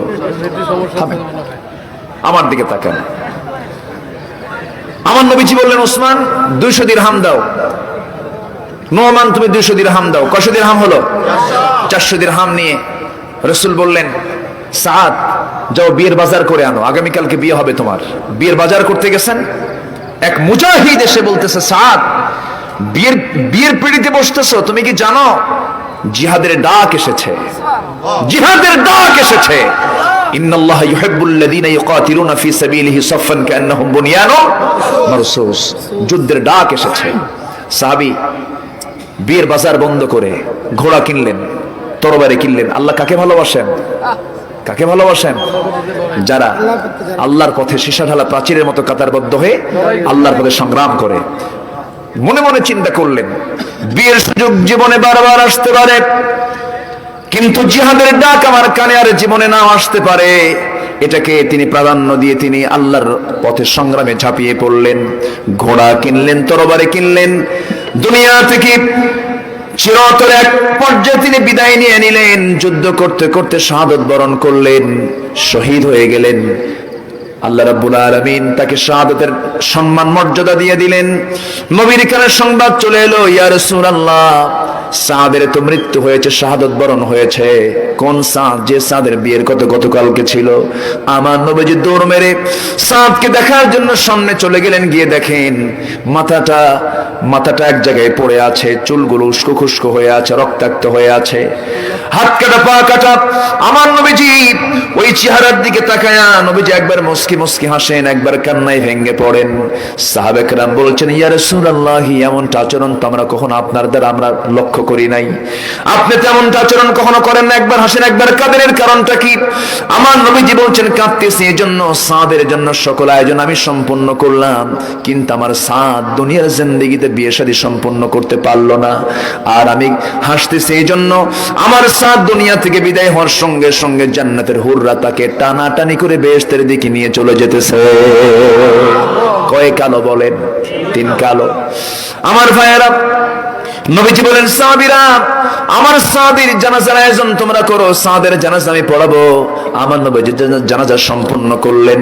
এরপরে বলছেন, ও সাহাবীরা, মক্কার সবচেয়ে সুন্দরী মেয়েটার সঙ্গে যার বিয়ের কথা ছিল সেই সুন্দরী মহিলাটাকে আমার পাশে নিয়ে আসো। নিয়ে আসা হলো। রাসূল বলছেন, ও মুহুরে মদিনা, ও মদিনার সুন্দরী নারী, আজকে যদি আমার প্রিয় সাহাবী সাদ বেঁচে থাকতো, অবশ্যই তোমার সঙ্গে তার বিয়ে হয়ে যেত, তুমি খুব ধন্য হতে। কিন্তু আমার সাদ তো বিয়ের বাজার করতে পারে নাই, সে করেছে জান্নাতের বাজার, সে জান্নাতের মেহমান হয়ে গেছে। এই যে ঘোড়ার তরবারি সে দুনিয়াতে রেখে গেল, এই 2টা জিনিস আমি তার পক্ষ থেকে আমি তোমাকে স্মৃতিস্বরূপ দান করে দিলাম। যেরকম সুবহানাল্লাহ। আমার ভাইয়েরা, এই সাহাবী শেষ পর্যন্ত আল্লাহর প্রিয় বান্দা হওয়ার জন্য, ইন্নাল্লাহা ইউহিব্বুল্লাযীনা ইউকাতিলুনা ফী সাবিলিহি সাফফান কান্নাহুম বুনিয়ানুম মারসুস, এই আয়াতের হক আদায় করে দুনিয়া থেকে বিদায় নিলেন। জোরে বলি সুবহানাল্লাহ। 2টা বিষয় বলেছে এই পর্যন্ত। আল্লাহ মুহসিনকে ভালোবাসেন, ইহসানকারীকে ভালোবাসেন, আল্লাহর রাহে সংগ্রামকারীকে ভালোবাসেন। নাম্বার 3 হলো যারা ধৈর্যশীল তাদেরকে ভালোবাসেন কে? আসতে বলবেন না, কে? আল্লাহু ইউহিব্বুস সাবিরিন। একটা কমন আয়াত, সবাই বলেন, ইস্তাঈনু বিস সাবরি ওয়াস সালাহ ইন্নাল্লাহা মাআস সাবিরিন। নাম্বার 3 হলো যারা তওবাকারী, আল্লাহ পাক তাদেরকে দারুণ ভালোবাসেন। ইন্নাল্লাহা ইউহিব্বুত তাওয়াবিনা ওয়া ইউহিব্বুল মুতাতাহহিরিন। নাম্বার 5 হলো আল্লাহর প্রতি যারা ভরসা করবে আল্লাহ পাক তাদেরকে ভালোবাসেন। আল্লাহ রাব্বুল আলামিন বলেন, ফাতাওয়াক্কাল আলাল্লাহ ইন্নাল্লাহা ইউহিব্বুল মুতাওয়াক্কিলিন। নাম্বার 6 হলো আল্লাহ রাব্বুল আলামিন ন্যায় বিচারককে ভালোবাসেন। ফাহকুম বাইনাহুম বিল কিসত ইন্নাল্লাহা ইউহিব্বুল মুকসিতিন। সূরা মায়দা 42 নম্বর আয়াত আল্লাহ রাব্বুল আলামিন বলছেন আল্লাহ তাআলা ন্যায় বিচারককে দারুণ ভালোবাসেন। ন্যায় বিচারককে আল্লাহ রাব্বুল আলামিন খুব বেশি ভালোবাসেন। আমার বন্ধুগণ, ন্যায় বিচার যদি কেউ না করতে পারে তার বিচার জমিনেই হয়ে যায়। তার বড় প্রমাণ হলো যারা বিচার করেছে তাদের উপরে আবার 11 বছরের সাজা আসছে। ঠিক কি না? বিচার হতে হবে ব্যাঠিক না সঠিক? সঠিক বিচার করবে না, তোমারও বিচার হবে জমিনে। সম্মানিত ভাইয়েরা, নাম্বার 7 হলো যারা মুত্তাকি। যারা কি? মুত্তাকি। ইন্নাল্লাহা ইউহিব্বুল মুত্তাকিন। সূরা তাওবার 4 নম্বর আয়াত আল্লাহ রাব্বুল আলামিন একটা অংশ আল্লাহ তাআলা মুত্তাকিদেরকে খুব ভালোবাসেন। যদি বলি সুবহানাল্লাহ। প্রত্যেকটা আয়াতে ইউহিব্বুন শব্দ আছে না নাই? সব আয়াতে ইউহিব্বুন শব্দ আছে। নাম্বার 8 হলো যারা পবিত্রতা অবলম্বনকারী। যারা কি? পবিত্রতা অবলম্বনকারী, আল্লাহ তাদেরকে খুব ভালোবাসেন। আল্লাহ তাআলা বলছেন ওয়া ইউহিব্বুল মুতাতাহহিরিন। আল্লাহ তাআলা মুতাতাহহিরিনদেরকে, পবিত্রতা অর্জনকারীকে খুব ভালোবাসেন। আল্লাহ তুমি 8টা গুণকে আমাদের জীবনে বাস্তবায়ন করার তৌফিক দিয়ে দাও। জোরে বলি আমিন। আরো জোরে আমিন। আমি আর কথা বাড়াবো না, যে যেখানে আছি সবাই বসে পড়ি। আমরা চাইবো কার কাছে? এখন আসতে চাইবো কার কাছে? যে যেখানে আছি বসে পড়ি। সুবহানাকাল্লাহুম্মা আশহাদু আল্লা ইলাহা ইল্লা আনতা আস্তাগফিরুকা ওয়া আতুবু ইলাইক। জি, কি দোয়া করবেন না আপনারা? এখানে দোয়া নাই? দোয়া হয় না? আচ্ছা জি, সবাই নামাজের মতো করে তাশাহুদের সূরাতে আমরা সবাই বসে যাই। আমি সবাইকে অসংখ্য ধন্যবাদ জানাচ্ছি। কেউ আলোচনা চলাকালীন অবস্থায় নড়াচড়া করেন নাই, অত্যন্ত ধৈর্যের পরিচয় দিয়ে বসেছিলেন। আল্লাহ তুমি সবার অংশগ্রহণকে তুমি আল্লাহ কবুল করে নাও। বসে পড়ুন, যে যেখানে আছেন বসে পড়ুন। জি, আর এই